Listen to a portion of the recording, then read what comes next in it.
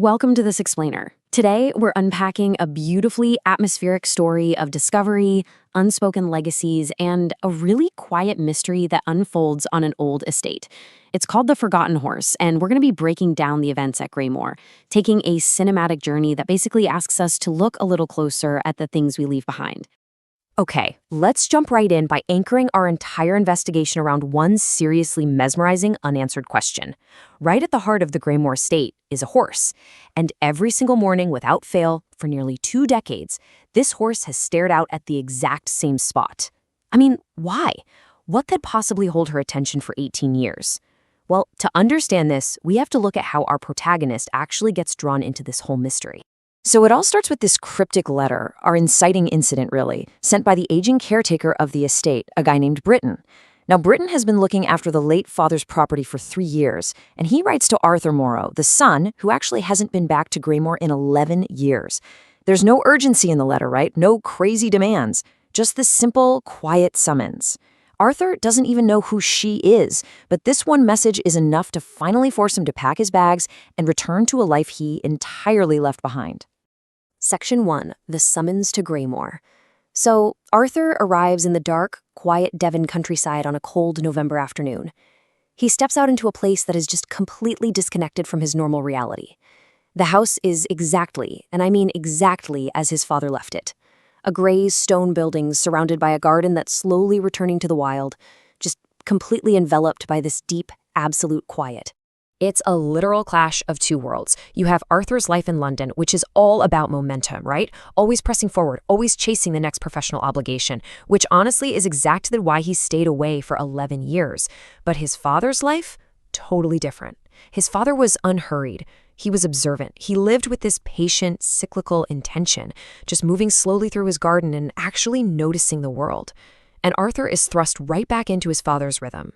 Upon arriving, Arthur follows a sound out into the old stone stable. And there, he finally meets the she from the letter. Her name is Pearl. She's a large white horse, and her remarkable age of 25 means she has witnessed decades of history on this land. She's lived a deeply, deeply settled life. Arthur realizes instantly that this creature isn't just an animal. She's a massive part of the legacy his father left behind. Which brings us to Section 2, the mystery of the horse. Now, Britton, the old caretaker, heads out shortly after Arthur arrives, just giving him a quick rundown of the feeding times. But Arthur quickly figures out that caring for Pearl isn't just about scooping grain and filling water buckets. It's about paying close attention to her silent, deeply ingrained behavior. Picture this. It's his first night standing in the amber light of the stable, and Arthur finds himself asking this very question out loud. Pearl is standing perfectly still. She's ignoring her food, just staring out a small, high window right into the dark November night. She isn't distressed at all. She is simply attending to something out there in the dark, and Arthur has absolutely no idea what it is. It turns out, this isn't just a random quirk. It's a rock-solid routine. As Arthur takes over the caretaker duties, he uncovers this daily ritual.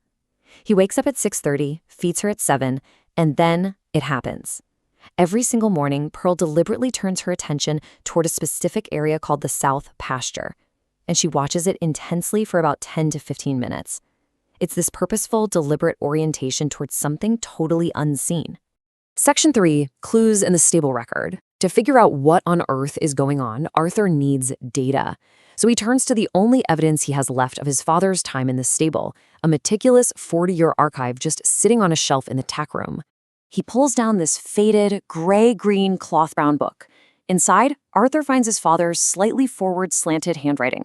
His dad had documented the health, habits, and little eccentricities of every single horse for 4 decades. And as Arthur reads, this physical book kind of transforms. It goes from a simple log into a map of his father's inner world, showing a man who paid deep, non-judgmental attention to the living things around him. Flipping through the years of Pearl's life, a crazy timeline emerges. Pearl was actually born on the estate to a mother named Iris. But look at year 7. That is exactly when this mysterious habit began. His father had literally documented her daily watch toward the South Pasture for 18 years without ever solving it. By year 24, his dad basically just writes that he stopped looking for an explanation, conceding that the horse just knows something he doesn't.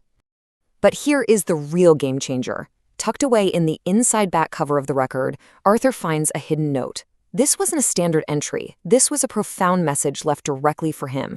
His father absolutely knew Arthur would eventually come to the estate, and he knew he'd eventually read this book.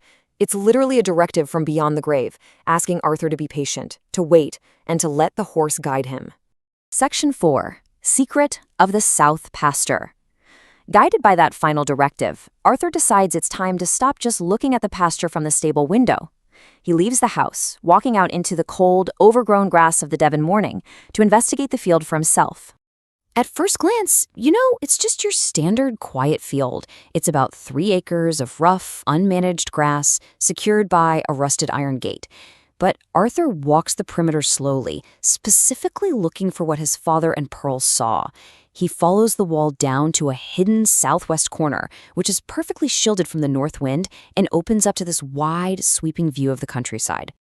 Tucked away in that specific corner, he discovers a silver-gray wooden bench, and it's completely worn smooth, not just by years of weather, but clearly by years of a single person sitting on it. Arthur realizes in a heartbeat that this was his father's private sanctuary. This bench perfectly faces the exact view Pearl watches from her high stable window. His dad spent countless hours right here in the quiet. And then comes the emotional gut punch of our mystery. Hidden in the grass just to the left of the bench, Arthur clears away the overgrowth to reveal a flat stone marker. It bears a single word: Iris, Pearl's mother. The realization hits him like a freight train. For 18 years, that old white horse has been quietly looking toward the exact place where her mother rests. And his father, knowing this, placed his bench right beside the grave so they could all keep watch together. It's a staggering realization. It forces Arthur to just sit down on that same bench, look out over those Devon hills, and reflect on the deep, silent bonds of loyalty that his father protected all those years. It really forces you to ask, what does it actually mean to inherit a life, rather than just an estate? He isn't just inheriting a stone house to flip and sell, he is inheriting a carefully tended life, a rhythm of existence, and a profoundly beautiful emotional legacy. Section 5. The Final Decision. As the days blur into weeks, Arthur stops rushing. The slow, deliberate rhythm of the Devon countryside, waking up early, letting the stable lap, tending to Pearl, sitting on the bench, it begins to fundamentally change him. He finally grasps his dad's mindset through this one beautiful, simple concept: contentment. It isn't the absence of wanting, but the presence of enough.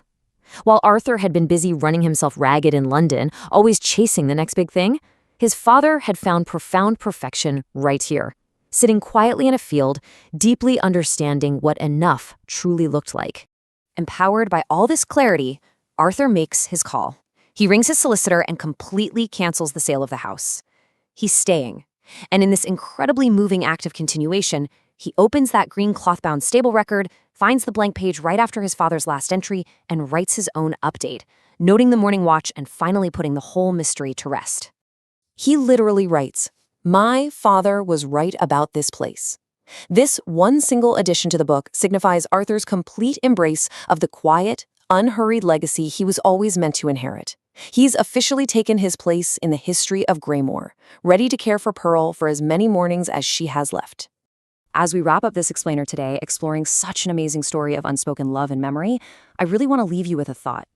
Just as Arthur's father left that note, patiently waiting for his son to slow down enough to actually read it, what are you rushing past? Are you moving too fast to notice the quiet, meaningful things waiting patiently for you to find them? I want you to think about that long after our story ends today. Thanks so much for joining me on this deep dive, and I highly encourage you to reflect on what enough looks like in your own life. Catch you next time.